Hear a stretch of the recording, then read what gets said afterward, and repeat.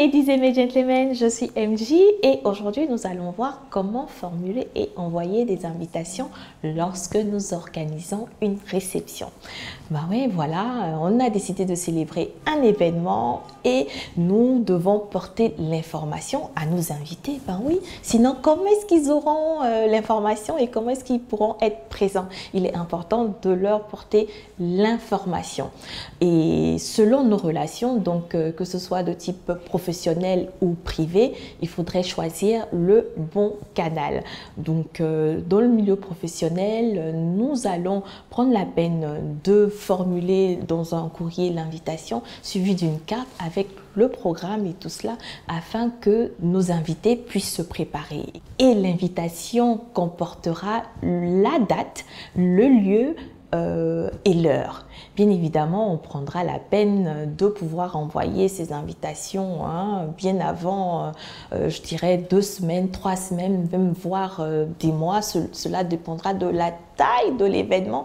Si vous organisez un sommet, un forum, vous n'allez pas vous y prendre la semaine d'avant. Bien évidemment, ça sera même 24 mois avant, une année avant et tout. Donc, la date de l'envoi est très importante afin que ceux que vous invitez puissent se préparer.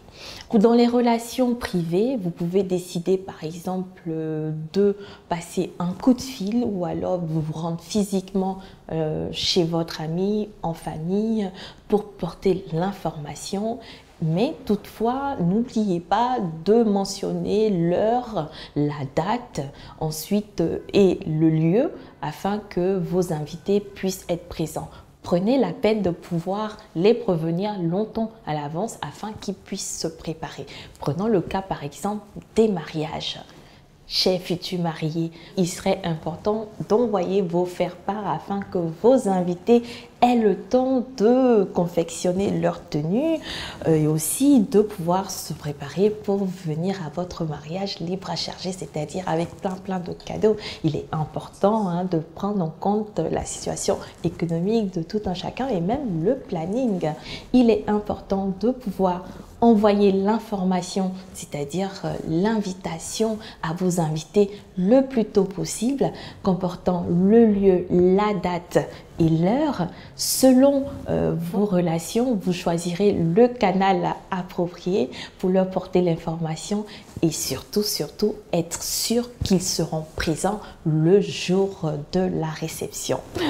On se retrouvera pour d'autres astuces et d'autres conseils. Pour l'instant, que l'excellence soit votre partage et moi je vous laisse avec un gros cœur. Il faut tenir compte des situations, de la situation économique de tout un chacun. Donc voilà, voici un...